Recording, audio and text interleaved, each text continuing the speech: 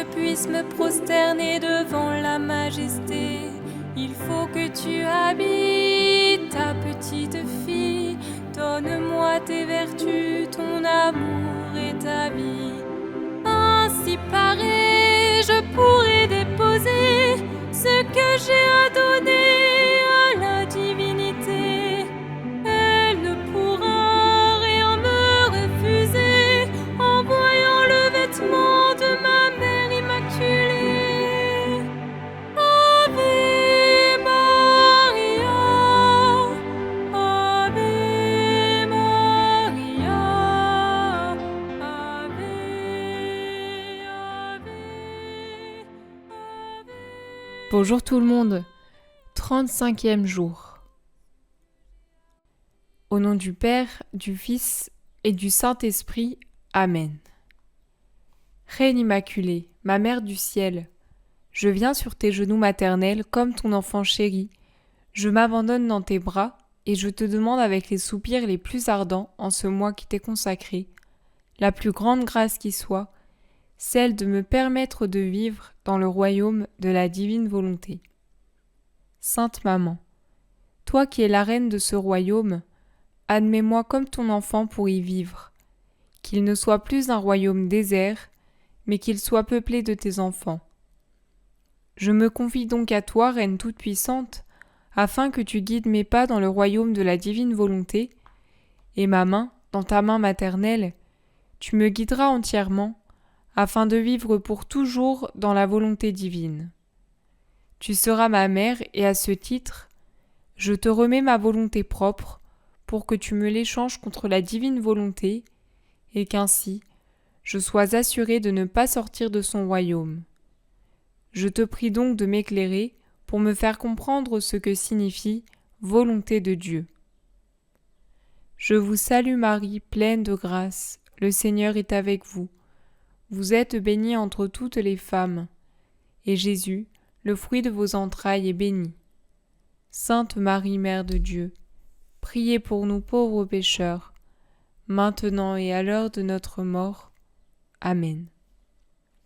Le sacrifice du mois, le matin, le midi et le soir, autrement dit 3 fois par jour, se mettre mentalement sur les genoux de notre Maman du ciel et lui dire « Maman, je t'aime, et toi aime-moi et donne à mon âme une gorgée de volonté divine. Donne-moi ta bénédiction, afin que je puisse faire toutes mes actions sous ton regard maternel. » Maman Marie, viens prendre notre journée pour nous aider à désirer toujours plus la divine volonté et à accomplir le plus d'actes possible. Alors, la Reine du ciel dans le royaume de la divine volonté. L'heure du triomphe, apparition de Jésus, les apôtres qui avaient fui se resserrent autour de la Vierge comme autour de l'arche du salut et du pardon. Jésus monte au ciel. L'âme a sa mère et sa reine. Mère admirable, me voici de nouveau avec toi sur tes genoux maternels, pour m'unir à toi dans l'allégresse et le triomphe de la résurrection de notre cher Jésus. Que tu es belle aujourd'hui, toute aimable, toute douceur et toute joie. Il me semble te voir à ton tour ressuscité avec Jésus. Ô Sainte Maman, au milieu de tant de joie et d'un tel triomphe, je t'en prie, n'oublie pas ta fille. Je te demande même d'enfermer dans mon âme la semence de la résurrection de Jésus, de sorte que grâce à elle, mon âme ressuscite pleinement dans la divine volonté et qu'elle vive toujours unie à toi et à mon doux Jésus. Viens Esprit Saint une nouvelle fois nous disposer à entendre et accueillir ce nouvel enseignement de la Vierge Marie. Leçon de la Reine du ciel. Fille bénie de mon cœur maternel, infinis furent mon triomphe et ma joie dans la résurrection de mon Fils. Je me suis sentie renaître et ressusciter en lui. Toutes mes douleurs se changèrent en joie et en océan de grâce, de lumière, d'amour et de pardon pour les créatures. Ces océans étendaient ma maternité, avec le sceau de mes douleurs, sur tous les enfants que Jésus m'avait confiés. Chère fille, écoute-moi, il faut que tu saches qu'après la mort de mon fils, Je me suis retirée au Cénacle avec Jean l'apôtre bien-aimé et Marie-Madeleine. Mais mon cœur était transpercé parce que de tous les apôtres, seul Jean était près de moi, et dans ma douleur je disais « Et les autres, où sont-ils »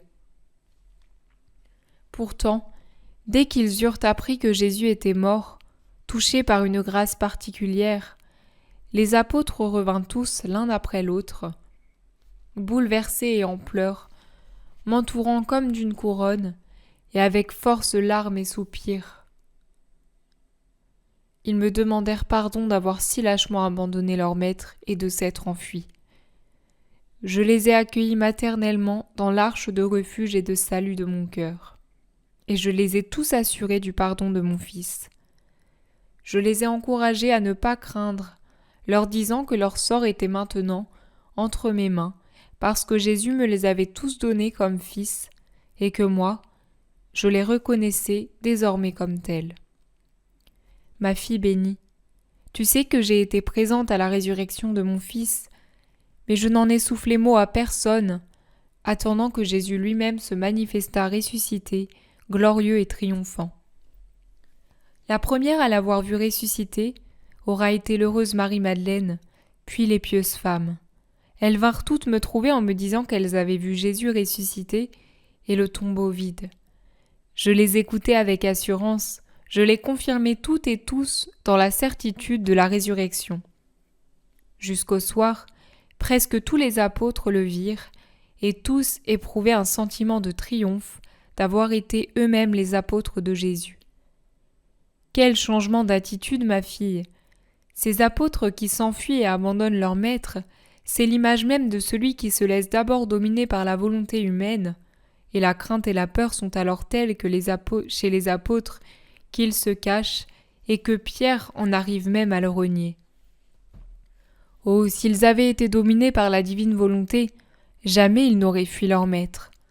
S'ils avaient été courageux, s'ils avaient vaincu leur propre volonté, ils ne se seraient jamais écartés de lui, mais ils se seraient sentis honorés de donner leur vie pour le défendre. Vierge Marie, donne-nous ce courage d'accomplir la divine volonté et de vivre dans la divine volonté. Donne-nous ce courage de laisser mourir notre volonté humaine. Ressuscité, mon Fils bien-aimé demeura 40 jours sur la terre. Il apparaissait fréquemment à ses apôtres et aux disciples pour les confirmer dans la foi et la certitude de sa résurrection. Et quand il n'était pas avec eux, il restait avec sa maman au Cénacle, entouré des âmes libérées des limbes. Cependant, cette période des 40 jours prenait fin. Mon Jésus bien-aimé instruisit encore ses apôtres, et leur laissant sa maman comme guide et maîtresse, il leur promit sa venue, la venue du Saint-Esprit. Puis, nous bénissant tous, il s'éleva dans les cieux, accompagné de la foule immense de ceux qui étaient sortis des limbes. Tous ceux qui étaient là, et ils étaient en grand nombre, le virent s'élever, mais parvenu à une certaine hauteur, une nuée lumineuse le déroba à leur vue. Ta maman, quant à elle, le suivit du regard jusque dans le ciel et vit la grande fête de l'Ascension. La patrie céleste ne m'était pas étrangère, et sans moi, la joie de mon Fils monté au ciel n'aurait pu être complète. Et maintenant, quelques mots pour toi, ma chère fille. Tout ce que tu viens d'entendre et d'admirer n'est rien d'autre que l'expression de la puissance du vouloir divin à l'œuvre en mon Fils et en moi-même. C'est pourquoi il m'est si cher d'enfermer en toi la vie de la volonté divine. C'est vraiment une vie effective puisque toutes les créatures la détiennent, même si la majorité d'entre elles l'étouffent et n'en ont cure. Une telle vie qui pourtant devrait pouvoir opérer des prodiges de sainteté, de grâce et toutes sortes d'œuvres dignes de sa puissance. Une telle vie donc est contrainte par les créatures de demeurer les mains fermées, sans pouvoir donner libre cours à l'exercice de son pouvoir. Fais donc bien attention toi aussi, laisse faire la divine volonté, qu'elle puisse se répandre en toi et y accomplir librement par sa puissance tout ce qu'elle veut et comme elle le veut. Seigneur, dans la divine volonté, nous reprenons ton ascension. Nous voulons redonner toute la joie à la Vierge Marie, toute cette joie qu'elle a éprouvée. Et nous te donnons notre volonté pour que tu puisses monter au ciel avec et nous donner en échange ta divine volonté. Donne-nous vraiment ce courage, cette fermeté, cette constance à désirer la divine volonté. Tu sais bien que sans ta grâce, nous ne pouvons rien. Nous sommes des lâches, comme les apôtres qui ont fui pendant ta passion. Voilà, prends pitié de nous et donne-nous la force, donne-nous le désir, donne-nous l'amour infini de ta volonté, qu'on puisse préférer faire les actes dans la divine volonté et qu'on soit prêt à mourir pour faire ces actes et ne pas en sortir. L'âme. Très sainte maman, la beauté de tes leçons me ravit.